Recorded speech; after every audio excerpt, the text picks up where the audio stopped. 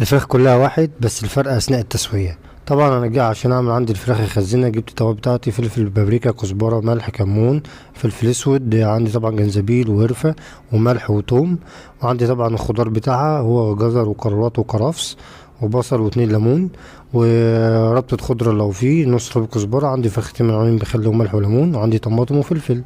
طبعا ده كله طبعا مع الفراخ بيدي تيست جميل جدا. وعندي الاهم زيت وزبيب، وعندي طبعا اعشاب روزماري وزعتر. ده طبعا الخضار بعد ما اتقطع، بدأت اخده على مرحلتين. بعد ما خدته على مرحلتين، ده منظر المارينيه او التتبيله. بعد ما خلص ده كله، بدأت ان انا ريحته كان جميله جدا. بدأت ان انا اقلبه، كنت اقلبه كويس، اعصر عليه الليمون زي ما انتم شايفين منظر المارينيه عامل ازاي. بدأت دي الفراخ بعد ما خليتها وشافتها. بعد كده بدأت ان انا احط التتبيله بتاعتي. دي طبعا يا جماعه التتبيله دي تستخدمها في اي نوع فراخ، بانيه، في اي حاجه. الفرق بس لو انت هتستخدمها شاورما تحط لها زبادي